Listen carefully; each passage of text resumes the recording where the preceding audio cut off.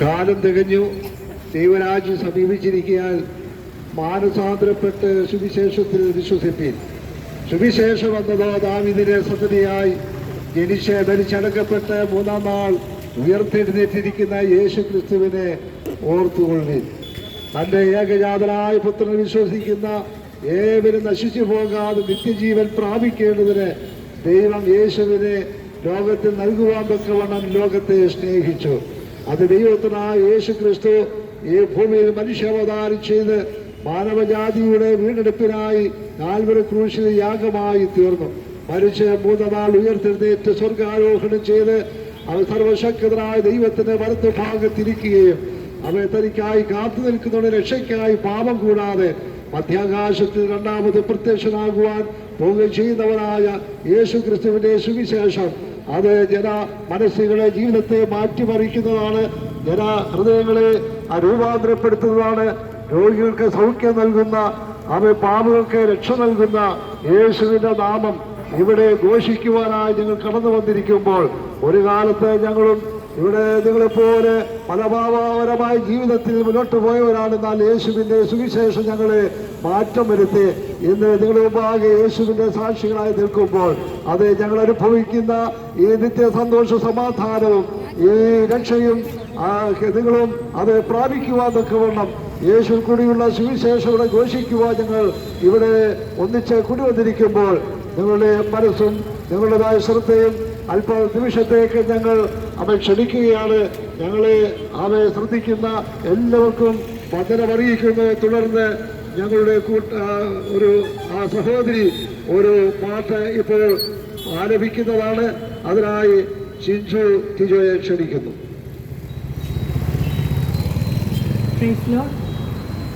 ജീവിതമൊന്നേയുള്ളൂ, അത് വെറുതെ പാഴാക്കിടല്ലേ. മരിക്കും മുമ്പേ ഒന്നോർത്തിടുക, ഇനിയൊരു ജീവിതം ഭൂവതിലില്ല. ജീവിതമൊന്നേയുള്ളൂ, അത് വെറുതെ പാഴാക്കിടല്ലേ. ടിവിയുടെ മുമ്പിലിരുന്ന് വാർത്തകൾ കണ്ട് രസിച്ച്, കോമഡി കണ്ട് ചിരിച്ച്, സീരിയൽ കണ്ട് കരഞ്ഞ്, റിമോട്ട് ഞെക്കി ഞെക്കി, ചാനലുകൾ മാറ്റി മാറ്റി, ബോറടി നീക്കി നീക്കി, അലസനായി കുത്തിയിരുന്ന് സമയത്തിൻ വിലയറിയാതെ ജീവിതം പാഴാക്കുന്ന ഓരോരോ വ്യക്തികളും വ്യക്തമായി ചിന്തിച്ചിടൂ. ഘടികാര സൂചി സദാ നിർത്താതെ ചലിക്കുന്നു. ജീവിതമൊന്നേയുള്ളൂ, അത് വെറുതെ പാഴാക്കിടല്ലേ. യൗവനം പോയി മറയും, വാർദ്ധക്യം വന്നെത്തിയിടും, കണ്ണിന്റെ കാഴ്ചകൾ മങ്ങും, കേൾവിക്കും തകരാറാകും, സുന്ദര രൂപം മാറും, ജലനാരുകൾ ബാധിച്ചിടും, വില്ലുപോൽ കൂനി വളയും, ഓർമ്മകൾ നിശ്ചലമാകും, നാം കണ്ട കനവുകളെല്ലാം തകർന്നു തരിപ്പണമാകും. ആറടി മണ്ണിൽ നമ്മുടെ ഓട്ടം വന്നു നിലയ്ക്കും, മരണമിങ്ങെത്തും മുമ്പേ രക്ഷാമാർഗം നീ തേടിയിടൂ. ജീവിതമൊന്നേയുള്ളൂ, അത് വെറുതെ പാഴാക്കിടല്ലേ. വർഷങ്ങൾ എത്ര കഴിഞ്ഞു, ദിവസങ്ങൾ എത്ര കുഴിഞ്ഞു, മരണത്തിൻ വായിൽ ചെല്ലാൻ പായുന്നു നാം അതിവേഗം. ഇഹലോകവാസം വിട്ടാൽ ഇവിടെ നാം ചെന്നെത്തിയിടും, നിത്യമായി ജീവിച്ചിടാൻ അകതാരിൽ ആഗ്രഹമില്ലേ. മരണത്തെ ജയിച്ചവനേശു സ്വർഗത്തിൽ വാണിടുന്നു, നിന്നെയും ചേർത്തിടുവാൻ അൻപോടെ മാടി വിളിപ്പു. സൗജന്യമായൊരു രക്ഷ ഇപ്പോൾ തന്നെ സ്വീകരിക്കൂ. ജീവിതമൊന്നേയുള്ളൂ, അത് വെറുതെ പാഴാക്കിടല്ലേ. അത് വെറുതെ പാഴാക്കിടല്ലേ.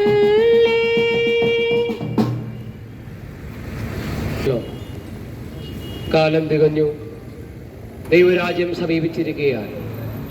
മാനസാന്തരപ്പെട്ട് സുവിശേഷത്തിൽ വിശ്വസിപ്പി.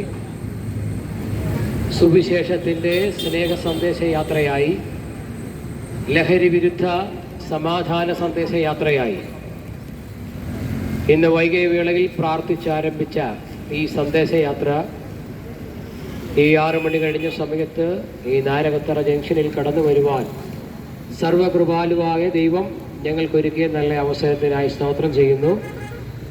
IPC ശാലേം കരുവാറ്റ സഭയുടെയും അതിൻ്റെ പുത്രികാ സംഘടനയായ PYPയുടെയും ആഭിമുഖ്യത്തിൽ നടക്കുന്ന സ്നേഹ സന്ദേശയാത്രയും ലഹരി വിരുദ്ധ സന്ദേശയാത്രയുമാണ് ഈ ജംഗ്ഷനിൽ കടന്നു വന്നിരിക്കുന്നത്. ഈ ശബ്ദത്തിൻ്റെ പരിധിയിൽ ഞങ്ങളെ സശ്രദ്ധം ശ്രവിച്ചുകൊണ്ടിരിക്കുന്ന എല്ലാ നല്ലവരാകുന്ന ദേശനിവാസികൾക്കും വേഗം വരാമെന്ന് അരുളി ചെയ്ത കർത്താവായ യേശു ക്രിസ്തുവിൻ്റെ നാമത്തിലുള്ള സന്ധ്യാവന്ദനങ്ങളെ അറിയിക്കുന്നു. തിരക്ക് പിടിച്ചൊരു ലോകത്തിലാണ് നമ്മൾ ആയിരിക്കുന്നത്. തിരക്ക് പിടിച്ച ലോകത്തിൽ ഒന്നിനും സമയമില്ലാതെ ഓടുന്ന മനുഷ്യരിൽ ഒരാളായി നമ്മൾ മാറിക്കൊണ്ടിരിക്കുമ്പോൾ നിങ്ങളുടെ വിലയേറിയ അല്പനിമിഷം ഈ ശബ്ദത്തിൻ്റെ പരിധിയിലേക്ക് ഞങ്ങൾ സ്വാഗതം ചെയ്യുകയാണ്. നാം പാർക്കുന്ന അതിമനോഹര ലോകം 7 വൻകരകൾ, അതിൽ 5 എണ്ണത്തിൽ മനുഷ്യൻ വാസമാരംഭിച്ചു. ഏകദേശം നൂറ്റാണ്ടുകൾക്ക് മുൻപ് ആരംഭിച്ച മനുഷ്യവാസം ഇന്ന് 2024 ഡിസംബർ മാസം 28-ാം തീയതിയിൽ വന്നു നിൽക്കുമ്പോൾ മനുഷ്യ ജീവിതത്തിന്റെ പ്രാരംഭ ദിശയിൽ നിന്നും ഈ കാലഘട്ടം വരെയുള്ള സമയം നമ്മൾ എടുത്തു പരിശോധിച്ചാൽ മനുഷ്യ ജീവിതത്തിന് വളർച്ചയുടെ പടവുകൾ ഉണ്ടായത് നമുക്ക് കാണുവാൻ തക്കവണ്ണമിടയാകും. എൻ്റെ ഒരു ഭാഷയിൽ ഇപ്രകാരം പറഞ്ഞാൽ, മനുഷ്യൻ കാളവണ്ടി യുഗത്തിൽ നിന്നും കമ്പ്യൂട്ടർ യുഗത്തിലേക്കും കമ്പ്യൂട്ടർ യുഗത്തിൽ നിന്നും സാറ്റലൈറ്റ് യുഗത്തിലേക്കും മാറിക്കൊണ്ടിരിക്കുന്ന ഒരു കാലഘട്ടം. 2G കഴിഞ്ഞ് 3Gയുടെ ടെക്നോളജിയിലേക്ക് മനുഷ്യൻ കാലുകുത്തി. 3Gയും 4Gയും കഴിഞ്ഞ് 5Gയിലേക്ക് കടന്ന മനുഷ്യൻ 6Gക്കായി കാത്തിരിക്കുന്ന ഒരു നല്ല കാലഘട്ടത്തിലാണ് നമ്മൾ കടന്നു വന്നിരിക്കുന്നത്. ഈ കാലഘട്ടത്തിൽ എന്തിനാണ് ഇങ്ങനെയുള്ള സുവിശേഷ പ്രഘോഷണങ്ങൾ നടത്തുന്നതെന്ന് പലർക്കും സംശയമുണ്ട്.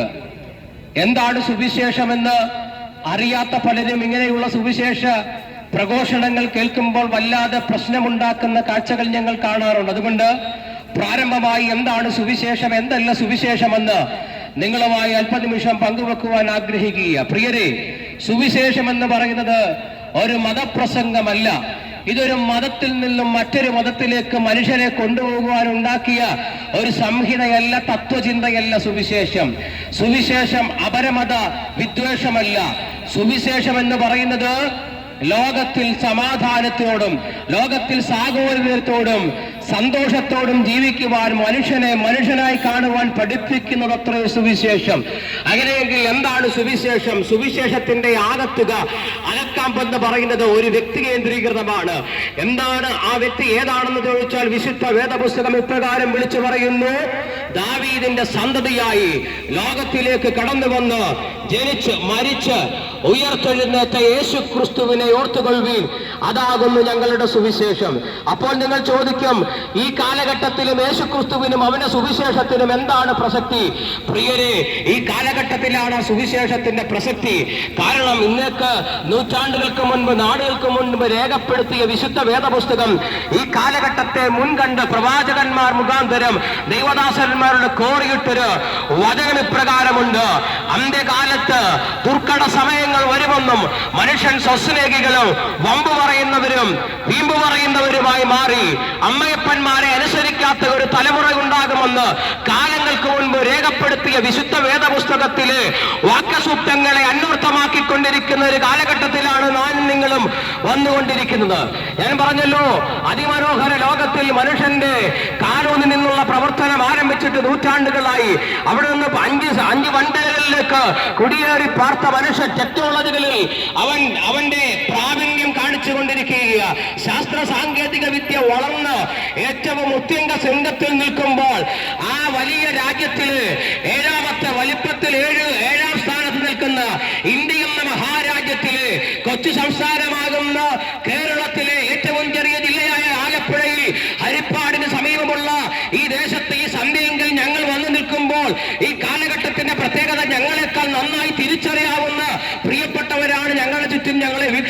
നശിച്ചുകൊണ്ടിരിക്കുന്നത്.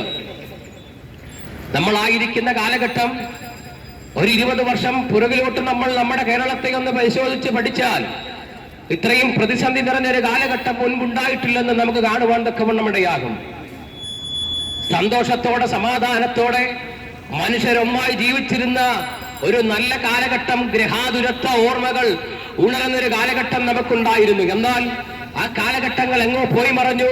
ഇന്നത്തെ നമ്മുടെ തെരുവുകൾ, നമ്മുടെ തെരുക്കോണുകൾ, നമ്മുടെ വീഥികൾ ഒന്നിലൂടെ സമാധാനത്തോടെ കടന്നു പോകുവാൻ കഴിയാത്തൊരവസ്ഥ നമ്മുടെ മുൻപിൽ സംജാതമായിരിക്കുകയാണ്. സമാധാനത്തോടെ ഭവനത്തിൽ നിന്നിറങ്ങി പുറപ്പെടുന്ന മനുഷ്യൻ, സന്തോഷത്തോടുകൂടെ ഇറങ്ങി പുറപ്പെടുന്ന മനുഷ്യൻ അവന്റെ ജീവിതത്തിൽ സന്തോഷത്തോടെ രാത്രിയിൽ ഭവനത്തിൽ എത്തിച്ചേരാൻ കഴിയുമെന്ന് ഒരു ഉറപ്പുമില്ലാത്തൊരു ജീവിതമാണ്. വഴിയരികിൽ അനേകർ പൊലിഞ്ഞുകൊണ്ടിരിക്കുന്ന ഒരു കാലയളവിൽ നമ്മൾ വന്നുകൊണ്ടിരിക്കുമ്പോൾ എന്തുകൊണ്ടാണ് ഇങ്ങനെ ലോകത്തിൽ സംഭവിക്കുന്നതെന്ന് ചോദിച്ചാൽ സകലരും ഒരുപോലെ പറയുന്ന ഒരു കാര്യമുണ്ട്: മനുഷ്യനെന്തോ കാര്യമായി സംഭവിച്ചു. മനുഷ്യൻ ഇങ്ങനെ ഉണ്ടാകുവാൻ, ഇങ്ങനെ മാറുവാൻ കാരണമെന്തെന്ന് ചോദിച്ചാൽ എല്ലാ പ്രിയപ്പെട്ടവരും അഥവാ എല്ലാ മതങ്ങളും ഒരുപോലെ വിളിച്ചു പറയുന്ന ഒരു കാര്യമുണ്ട്: മനുഷ്യൻ പാപിയാണ്. അപ്പോൾ ചോദിക്കും, മനുഷ്യൻ പാപിയാണെന്ന് ആര് പറഞ്ഞു? നമ്മുടെ ഗുരുവര്യന്മാർ പാടിവെക്കുവാൻ തക്കവണ്ണമിടയായി.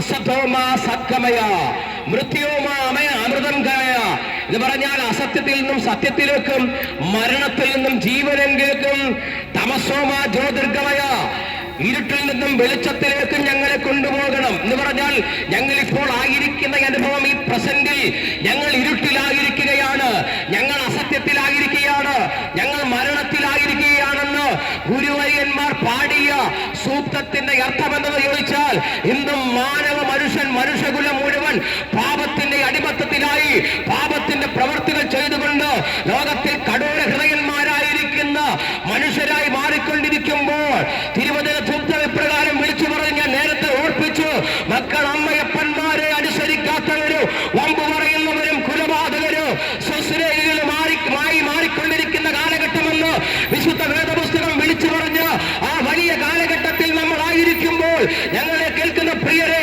അനേക ഭവനങ്ങളിൽ സമാധാനമില്ലാതെ മക്കളുടെ സന്തോഷം കൊതിച്ച മാതാപിതാക്കൾ അവരെ വളർത്തുവാൻ തക്കവണ്ണമിടയായി. എന്നാൽ തലമുറകൾ ഈ കാലഘട്ടത്തിൽ നശിച്ചുകൊണ്ടിരിക്കുക, മദ്യത്തിനും മയക്കുമരുന്നിനും അടിമകളായി ലോകത്തിൽ അവരുടെ ഭാവി ജീവിതം നശിപ്പിച്ചുകൊണ്ടിരിക്കുമ്പോൾ എന്താ ഇങ്ങനെ സംഭവ്യമായി തീരുന്നത് എന്ന ചോദ്യത്തിന്റെ മുമ്പിൽ നമുക്ക് പറയുവാൻ ഉത്തരം വല്ലതുമുണ്ടോ? ഒന്നാലോചിച്ച് കുറച്ച് നാളുകൾക്ക് മുൻപ് നമ്മൾ പറയുമായിരുന്നു, ഇങ്ങനത്തെ പ്രശ്നങ്ങൾ ഉണ്ടായിരുന്നെങ്കിൽ നമ്മൾ പറയും അത് വിദ്യാഭ്യാസം ഇല്ലാത്തതിന്റെ കുറവാണ്, അല്ലെങ്കിൽ സ്റ്റാൻഡേർഡ് ഇല്ലാത്തതിന്റെ കുറവാണെന്ന് പറയും. എന്നാൽ ഈ കാലഘട്ടം നമ്മളൊന്ന് പരിശോധിച്ച് മാതാപിതാക്കൾക്ക് കയ്യെത്തി പിടിക്കുവാൻ കഴിയാത്ത വിദ്യാഭ്യാസ മേഖലകളിൽ നമ്മൾ നമ്മുടെ തലമുറകളെ എത്തിച്ചില്ലേ? നമ്മുടെ തലമുറകൾ ലോകത്തിൽ ലോകരാജ്യങ്ങളിൽ അതിന്റെ ഉത്തംഗ ശൃംഗങ്ങളിൽ വാഴുന്നവരായി തീർന്നിട്ടും മനുഷ്യന്റെ മനസ്സിനെ കാർന്നു പിടിക്കുന്ന വിഷമാകുന്ന മറ്റ് അപരമത വിദ്വേഷവും അവരോടുള്ള വൈരാഗ്യവും വർദ്ധിച്ചുകൊണ്ടിരിക്കുന്ന ഒരു കാലയളവിൽ നമ്മൾ ഈ വൈകവേളയിൽ വന്നു നിൽക്കുമ്പോൾ പ്രിയരെ, എന്തുകൊണ്ടിങ്ങനെ സംഭവിക്കുന്നു? വിദ്യാഭ്യാസത്തിന്റെ കുറവ് കൊണ്ടല്ല എന്നുള്ള സത്യം നമ്മൾ മനസ്സിലാക്കണം. പിന്നെ എന്തുകൊണ്ടാണ്? അത് ദാരിദ്ര്യം കൊണ്ടാണോ? ഒരിക്കലുമല്ല. ലോകത്തിലെ അല്ലെങ്കിൽ ഇന്ത്യയിലെ ദാരിദ്ര്യരേഖ സൂചികയെടുത്ത് പരിശോധിച്ചാൽ കേരളം അതിലേറ്റവും പിന്നിൽ നിൽക്കുക. ദാരിദ്ര്യമില്ലാത്ത സംസ്ഥാനങ്ങൾ ഒന്നായി കേരളം മാറിക്കഴിഞ്ഞിരിക്കുന്നു. വിദ്യാഭ്യാസ മേഖല നമ്മൾ പരിശോധിച്ചാൽ ഏറ്റവും നല്ല വിദ്യാഭ്യാസം നിൽക്കുന്ന സ്റ്റേറ്റായി മാറിക്കഴിഞ്ഞിരിക്കുന്നു ലോകത്തിൽ. എന്തുകൊണ്ട് മറ്റ് രാജ്യങ്ങളോട്, വികസിത രാജ്യങ്ങളോട് കിടപിടിക്കുന്ന ഒരു കച്ച് സംസ്ഥാനമാണ് കേരളം എന്നൊക്കെ പഠിക്കുവാൻ തക്കവണ്ണമിടയാകും. പക്ഷേ അങ്ങനെ സകല സ്ഥലങ്ങളിലും മുൻപന്തിയിൽ നിൽക്കുന്ന കേരളം എന്തുകൊണ്ടിങ്ങനെ അധപ്പതിച്ചു പോകുന്ന വിദ്യാഭ്യാസം കുറവുകൊണ്ടാണോ? അല്ല. നല്ല വിദ്യാഭ്യാസമുള്ള തലമുറകൾ ഉണ്ടായിട്ടും തലമുറകൾ മദ്യത്തിനും മയക്കുമരുന്നിനും അടിമകളായി സ്വസ്നേഹികളും അമ്മയപ്പന്മാരെ ബഹുമാനിക്കാത്തവരും വമ്പു പറയുന്നവരുമായി മാറിക്കൊണ്ടിരിക്കുന്നതിന്റെ സത്യമെന്ന് ചോദിച്ചാൽ ഇപ്രകാരം എല്ലാ മതങ്ങളും ഒരുപോലെ സംഭവിക്കുന്ന ഒരു കാര്യമുണ്ട്.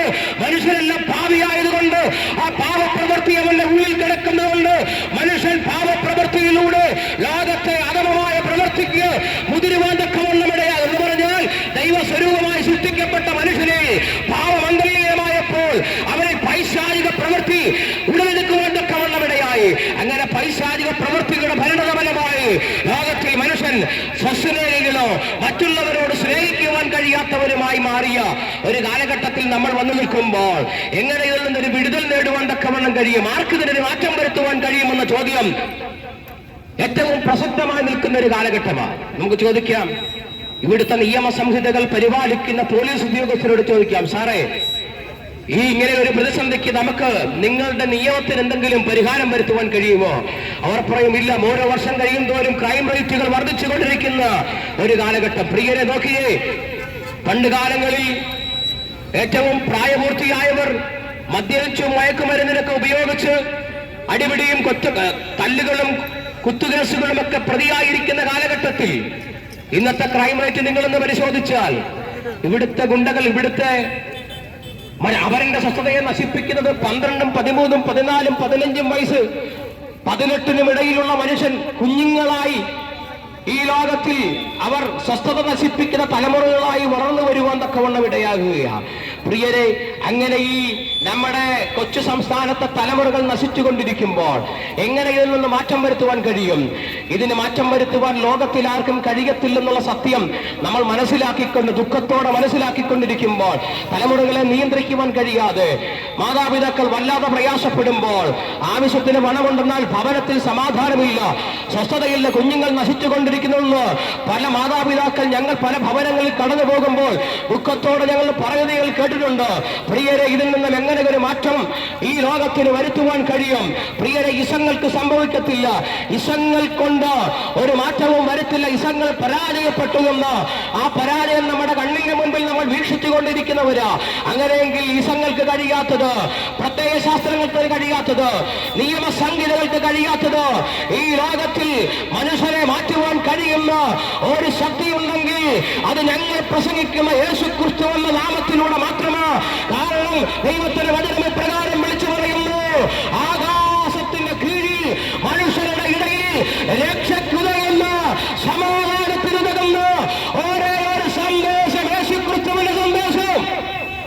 അതുകൊണ്ടാണ് ഈ സന്ധ്യയുടെ യാമത്തിൽ ഈ തെരുക്കോടിൽ നിന്നുകൊണ്ട് ഞങ്ങൾ ധൈര്യത്തോടെ ലജ്ജയില്ലാതെ ഈ സുവിശേഷത്തെ ഉയർത്തുന്നു. പ്രിയമുള്ളവര്, ഇത് ഉയർത്തുവാൻ ഞങ്ങൾക്കൊരു ചാരിതാർത്ഥ്യമുണ്ട്. കാരണം ഒരു കാലഘട്ടത്തിൽ ഇന്ന് നിങ്ങളായിരിക്കുന്ന അതേ മനോഭാവത്തിലൂടെ അതേ മനോഗതിയിലൂടെ കടന്നുപോയ ഒരു ചരിത്രം ഞങ്ങൾക്കുണ്ടായിരുന്നു. സന്തോഷം എന്തെന്നറിയാതെ ലോകത്തിൽ മദ്യത്തിനും മയക്കുമരുന്നിനും അടിവുകളായി, ഭവനത്തിന് സമാധാനം കൊടുക്കുവാൻ കഴിയാത്തവരായി, അസമാധാനത്തിന്റെ കേന്ദ്രങ്ങളായി മാറിയ ഞങ്ങള് ലോകത്തിൽ ദുഷ്ടതയ്ക്കും മറ്റ് അധമ പ്രവർത്തനങ്ങളും തേർവാഴ്ചയ്ക്ക് വേണ്ടി ഓടിയ ഞങ്ങള് മനുഷ്യ സ്നേഹികളാക്കി മാറ്റിയത് ഈ സുവിശേഷമാണ്. അതുകൊണ്ട് പ്രിയരെ, ലോകത്തിൽ ഒരിക്കലും മാറുവാൻ കഴിയാത്ത മനുഷ്യ മനസ്സിനെ മാറ്റുവാൻ കരുത്തുള്ള സന്ദേശം യേശുക്രിസ്തുവിന്റെ സന്ദേശമാണ്. അതുകൊണ്ട് ഞങ്ങളെ കേൾക്കുന്ന പ്രിയപ്പെട്ടവർ ആർക്കെങ്കിലും സന്തോഷമില്ലാതെ തലമുറകളെ ഓർത്ത് ഭാരപ്പെടുന്ന മാതാവ്, തലമുറകളെ ഓർത്ത് ഭാരപ്പെടുന്ന പിതാവ്, ലോകത്തിന്റെ പോക്കിനെ ഓർത്ത് ഈ കാലഘട്ടത്തെ ഓർത്ത് ദുഃഖിച്ചു നിൽക്കുന്ന ആരെങ്കിലും ഞങ്ങളെ കേൾക്കുന്നുണ്ടെങ്കിൽ ഈ ലോകത്തിൽ മാറ്റം വരുത്തുവാൻ, മനുഷ്യന്റെ മനസ്സിനെ മാറ്റം വരുത്തുവാൻ കരുത്തുള്ള ആ സന്ദേശം ഞങ്ങൾ ഉയർത്തുമ്പോൾ ഇതിലൂടെയുള്ള രക്ഷയ്ക്കായി ഞങ്ങൾ നിങ്ങളെ ഈ സന്ദേശത്തിലേക്ക് സ്വാഗതം ചെയ്യുക. വിശുദ്ധ വേദപുസ്തകം ഇപ്രകാരം പറയുന്നു, ഇപ്പോഴാകുന്നു സുപ്രസാദകാലം, ഇപ്പോഴാകുന്നു രക്ഷാ ദിവസം. പ്രിയരെ, ഈ ദിവസം ഇവിടെ ഇങ്ങനെ ഒരു മീറ്റിംഗ് ക്രമീകരിച്ചത് ദൈവം ഈ ദേശത്തെ സ്നേഹിക്കുന്നത് കൊണ്ടാണ്. നാളെ എന്നത് നമുക്കുള്ളതല്ല. മനുഷ്യ, നാളെയാകട്ടെ എന്ന് വിചാരിച്ചാൽ, ഇന്ന് രാത്രിയിൽ നമ്മുടെ പ്രാണൻ നഷ്ടപ്പെട്ടാൽ, നാളെ നമ്മൾ കൊണ്ടുവന്ന സമ്പാദ്യങ്ങളും നമ്മൾ അനുഭവിക്കുന്ന സന്തോഷങ്ങളുമൊക്കെ ഇനി എങ്ങനെ ജീവിതത്തിൽ മുൻപോട്ട് കൊണ്ടുപോകാൻ കഴിയും? തലമുറകളെ ഓർത്ത് ഭാരപ്പെടുന്ന മാതാവേ, പിതാവേ, ലോകത്തിൽ അനുഭവിക്കുന്ന പ്രതിസന്ധികളും പ്രതികൂലങ്ങളും ഈ ലോക ജീവിതത്തിലെ നഷ്ടങ്ങളുമൊക്കെ നികത്തുവാൻ ഇനി ആർക്കും കഴിയത്തില്ലെന്ന് പറഞ്ഞ് മരണത്തിനായി കാത്തിരിക്കുന്ന ആരെങ്കിലും ഞങ്ങൾ ഈ സന്ദേശത്തിലൂടെ കേൾക്കുന്നെങ്കിൽ, ഒറ്റപ്പെടലിന്റെ അനുഭവത്തിൽ, ഏകാന്തതയുടെ അനുഭവത്തിൽ ഇനി ആരും എന്നെ സ്നേഹിക്കുവാൻ, ഈ ദേശത്തെ ഞങ്ങളുടെ മാതാപിതാക്കൾക്ക് ഞങ്ങളെ സ്നേഹിക്കുവാൻ കഴിയുന്നില്ല, ഞങ്ങളുടെ സഹോദരങ്ങൾക്ക് സ്നേഹിക്കുവാൻ കഴിയുന്നില്ല, ആരാലും സ്നേഹിക്കപ്പെടാതെ ഞാൻ ഒറ്റപ്പെട്ടു പോയെന്നുള്ള കുറ്റബോധം ആർക്കെങ്കിലും ഉണ്ടെങ്കിൽ, ഈ രാത്രിയിൽ ഞങ്ങൾ വിളിച്ചു പറയുന്ന സന്ദേശത്തില് നായകനാകുന്ന കർത്താവാകുന്ന യേശുക്രിസ്തു ഇപ്രകാരം പറയും, ലോകത്തിൽ ഒരമ്മ തന്റെ കുഞ്ഞിനെ മറക്കുമോ? പ്രിയരെ, താൻ നൊന്ത് പ്രസവിച്ച അമ്മമാർ നമ്മുടെ സമൂഹത്തിൽ ഒത്തിരിയുണ്ട്. ഒത്തിരി തലമുറകളെ മറന്ന് ജീവിക്കുന്ന മാതാപിതാക്കൾ നമ്മുടെ മധ്യത്തിൽ. യേശു ക്രിസ്തു പ്രകാരം പറഞ്ഞു, ഞാൻ നിങ്ങളെ ഒരു നാളും മറക്കത്തിൽ ഉപേക്ഷിക്കത്തില്ല. അതുകൊണ്ട് ഈ ലോകത്തിൽ നിങ്ങളെ സ്നേഹിക്കുന്ന ഒരു ദൈവമുണ്ട്. നിങ്ങളുടെ ജീവിതത്തിൽ സമാധാനം തരുന്നൊരു ദൈവമുണ്ട്. ദൈവത്തിന്റെ സമാധാനത്തിന്റെ പ്രത്യേകത ഇപ്രകാരമാണ്: സകല ബുദ്ധിയെയും കവിയുന്ന ദൈവിക സമാധാനം എന്ന് പറഞ്ഞാൽ കമ്പ്യൂട്ടർ ബുദ്ധി, ശാസ്ത്ര സാങ്കേതിക വിദ്യയുടെ വളർച്ച കൊണ്ട് ചെയ്തെടുക്കുവാൻ കഴിയാത്ത മാനുഷിക പ്രശ്നങ്ങൾക്ക്, മനുഷ്യൻ അനുഭവിക്കുന്ന പച്ചയായ പ്രശ്നങ്ങൾക്ക് പരിഹാരം തരുവാൻ കഴിവുള്ള ഒരേ ഒരു നാമമാകുന്ന യേശു ക്രിസ്തുവിലേക്ക് ഞങ്ങൾ നിങ്ങളെ സ്വാഗതം ചെയ്യുക. ഇങ്ങനെ വിളിച്ചു പറയുവാൻ പലരും ചോദിക്കും, നിങ്ങൾക്ക് വല്ലവരും കാശ് തന്നിട്ടാണോ? അല്ല, ഞങ്ങൾ ഈ സമയം പല പ്രായത്തിലുള്ള പ്രിയപ്പെട്ടവരുണ്ട്. ഞങ്ങൾ ഒരുമിച്ച് ഈ ദേശത്ത് കടന്നു വന്ന് നിങ്ങളോട് പങ്കുവെക്കുവാൻ ഞങ്ങളെ ഉത്തേജിപ്പിച്ച ഒറ്റ കാര്യമേ ഉള്ളൂ.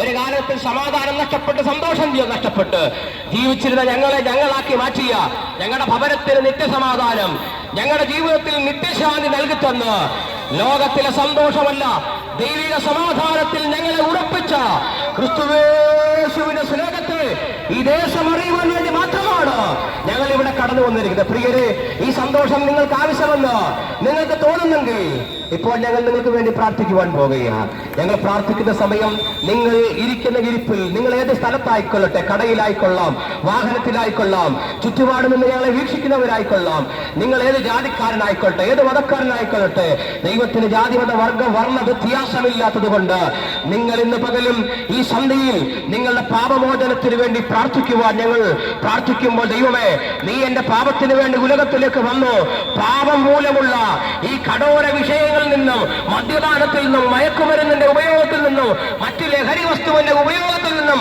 എന്നെ ഒന്ന് വിടുവിക്കണം. ഞാൻ എന്റെ അപ്പന് നല്ലൊരു മകനായി മാറണം, ഞാൻ എന്റെ ഭാര്യയ്ക്ക് നല്ലൊരു ഭർത്താവായി മാറണം, എന്റെ കുഞ്ഞുങ്ങൾക്ക് നല്ലൊരു അപ്പനായി മാറണമെന്ന് ആഗ്രഹമുണ്ടെങ്കിൽ ഞങ്ങൾ നിങ്ങൾക്ക് വേണ്ടി പ്രാർത്ഥിക്കാം. ഞങ്ങൾ പ്രാർത്ഥിക്കുമ്പോൾ യേശു ക്രിസ്തുവിന്റെ രക്ഷ നിങ്ങളുടെ ഭവനത്തിൽ വെളിപ്പെടുവാൻ തക്കവണ്ണം ഇടയാകും. അപ്പോൾ നിങ്ങൾക്കൊരു സംശയം കാണും, ഈ രക്ഷ എങ്ങനെ നേടിയെടുക്കാൻ കഴിയും? പല കാര്യങ്ങൾ ഞങ്ങൾ മുൻപ് ചെയ്തിട്ടുണ്ട് രക്ഷയും പാപമോചനത്തിനും വേണ്ടി. പ്രിയരെ, ഞങ്ങളെ കേൾക്കുന്ന പ്രിയർ ഒരു കാര്യം കൂടെ ഓർപ്പിച്ച് ഈ മെസ്സേജ് ഞങ്ങളോട് വൈൻഡപ്പ് ചെയ്യുവാൻ ആഗ്രഹിക്കുക. ഈ രക്ഷ, ഈ സന്തോഷം, ഞങ്ങൾ അനുഭവിക്കുന്ന ഇതുപോലത്തെ സന്തോഷങ്ങൾ, ദൈവിക സമാധാനം നേടിയെടുക്കുവാൻ നിങ്ങൾ അരക്കാശ് കൊടുക്കണ്ട, അരക്കാതം നടക്കണ്ട. പിന്നെ നിങ്ങളുടെ ഹൃദയത്തെ ദൈവത്തിന് കൊടുത്താൽ മതി. ഞങ്ങൾ ഇവിടെ പ്രാർത്ഥിക്കുമ്പോൾ, യേശുവേ, ഞാൻ ഭാവിയായ ഒരു മനുഷ്യനാണ്, നിന്റെ പാപത്തിന്റെ പരിഹാരത്തിന് വേണ്ടി ലോകത്തിലേക്ക് വന്നു, നിന്റെ അവസാനത്തുള്ള രക്തം വരെ ഞങ്ങൾക്ക് വേണ്ടി ഊറ്റി, അങ്ങയുടെ രക്തം കൊണ്ടുള്ള വീണ്ടെടുപ്പും വിമോചനവും പാപമുക്തിയും എനിക്കും കൂടെ ഉണ്ട് എന്ന് ഞാൻ വിശ്വസിക്കുന്നുവെന്ന് ഹൃദയം കൊണ്ട് വിശ്വസിച്ച് വായ് കൊണ്ട് ഏറ്റു പറഞ്ഞാൽ ഇന്ന് രാത്രിയിൽ നിന്റെ ഭവനത്തിന് രക്ഷയുണ്ടാവും. അതുകൊണ്ട് ഈ രക്ഷയുടെ സന്ദേശത്തിലേക്ക്, ഈ സമാധാന സന്ദേശത്തിലേക്ക് ഒരു പ്രാവശ്യം കൂടെ നിങ്ങളെ ഹാർദവമായി സ്വാഗതം ചെയ്തുകൊണ്ട്, എത്രത്തോളം സമയം ഈ ശബ്ദത്തിന്റെ പരിധിയിൽ ഞങ്ങളെ ശ്രമിച്ച എല്ലാ നല്ലവരായ ദേശനിവാസികൾക്കും കർത്താവായ യേശു ക്രിസ്തുവിന്റെ നാമത്തിലുള്ള നന്ദിയും വന്ദനവും അറിയിക്കുന്നു. കർത്താവ് നിങ്ങളെ എല്ലാവരെയും അനുഗ്രഹിക്കട്ടെ. God bless you. Praise the Lord. Praise the Lord. നല്ലൊരു സന്ദേശം കർത്താവായ യേശു ക്രിസ്തുവിനെ കുറിച്ച് കേട്ടുകൊണ്ടിരിക്കുകയായിരുന്നു. തുടർന്ന് ഒരു പാട്ട് ഇവിടെ ആലപിക്കുകയാണ്. അതിനായി കല ലളിത് എപ്സിബ ലളിത് ഇവരെ ക്ഷണിക്കുന്നു.